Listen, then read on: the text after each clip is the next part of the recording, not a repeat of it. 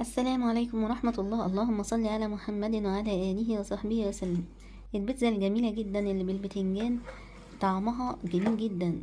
انا كنت بشوف وصفات، كنت بخاف ان هي تطلع زفرة بسبب ان بيتحط البيض كامل، لكن الوصفة دي ببياض البيض بس بدون نشويات، تماسكها معقول، وجبة لنفرين. في كل فرد حوالي 250 صاع. المكونات اهي لو هتاخديها سكرين شوت. في ناس بتضيف على المكونات ديت معلقتين شوفان لمزيد من التماسك، لكن ان شاء الله مش هضيفهم وهعملها في الطاسه تيفال. يلا نخش على المطبخ ونشوف. معايا هنا المكونات بتاعت بيتزاية تكفي نفرين، بتنجانية متوسطة، ومعانا حاجات اللي هتتحط على السطح اللي هي زيتون، فلفل، بصل، فلفل، طماطمايه هيتقطعوا، وتومية واحدة ماشي. وهنا الصلصة اللي هتتحط على الوش، وهنا معايا معلقتين زيت زيتون، ومعايا بياض بيضتين هنا اهو، بياض بيضتين، ومعايا ملح وجبنه رومي بحطها على السطح في الاخر. معايا البتنجانيه بعد ما قشرتها، ودلوقتي هقطعها وادخلها تتفرم في الكبه. هي دي كميه الزيت زيتون اللي هستعملها في الوصفه كلها، حوالي معلقتين. ده البتنجان بعد ما فرمته في الكبه هبتدي امسكه واعصره كده في مصفى، اتخلص من اكبر كميه ميه ممكنه جواه عشان ما ينزليش ميه في الطاسه. هو ممكن هينزل حبه صغيرين وبعد كده هيتبخروا يعني اثناء التسويه في الطاسه. الميه بتاعته بقى ممكن تستغل، اضيفها لسلطه. جبت المصفى وحطيتها فوق الطبق وابتدي اعصره كده بايدي. الميه بتاعته بتنزل من خام المصفى اهو، واللي هعصرهم كده احطهم بايدي فين؟ في الطبق ده اهو. بخلصه من كميه الميه بقدر الامكان. تاني امسك شويه تانيين واعصر، ينزلوا الميه تنزل من خام المصفى كده، واللي اعصرهم اوديهم في الطبق هنا. دلوقتي انتهيت من عصر البتنجان، هرش عليه بقى شويه ميه ملح حسب الرغبه. انا كده برش اهو الملح، وهحط عليه شويه صغيرين من الزيت، زيت الزيتون بتاعنا اهو.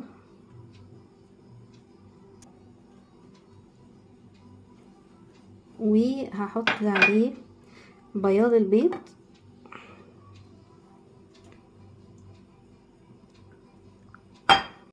هقلب بقى البتنجان على البيضة على شوية الزيت الصغيرين. ودلوقتي دهنت الطاسة وسخنتها وهنزل بالخليط عليها. اول حاجة هتتحط على الوجه هو الصلصة، هبتدي اوزعها.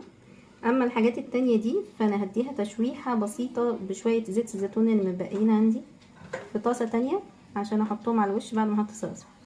دلوقتي هغطيها لحد ما اسوي في الطاسة التانية على السريع كده المكونات اللي هي بصل وحاجات هتبقى على وش البيتزا.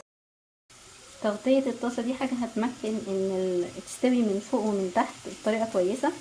طبعا وطيت لحد ما بحمر بقية المكونات في الطاسة، حطيت لهم شوية زيت زيتون وبحمرهم في الطاسة.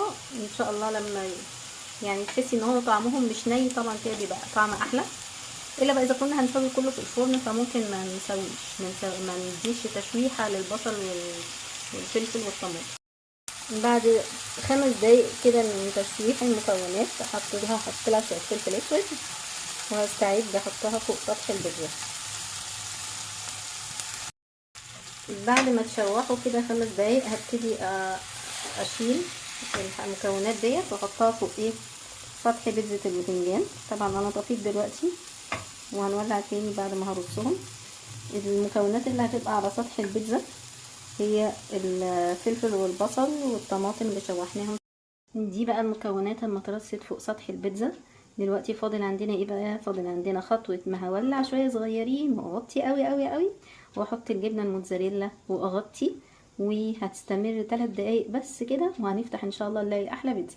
تاني هنحط الجبنه اللي هي جبنه رومي عندي دي، اللي هي شفناها مع بعض، اللي هي دي، وهغطي وهوطي، وهفتح بعد 3 دقايق ان شاء الله عشان تكون الجبنه ساحت. دلوقتي البيتزا جهزت وانا ان شاء الله هغرفها اهو في الطبق. بالسباتولا فصلتها من الطاسه التيفال، بتنفصل بسهوله. هبتدي اغرفها في طبق السيرفيس دوت. تتقدم بقى مع شريحتين كده دجاج مشوي لنفرين، يعني بتكون غدوه حلوه. حوالي 250 سعر حبايبي الفرد. كانت جميله جدا لدرجه اللي قالوا مش هناكل كلوا.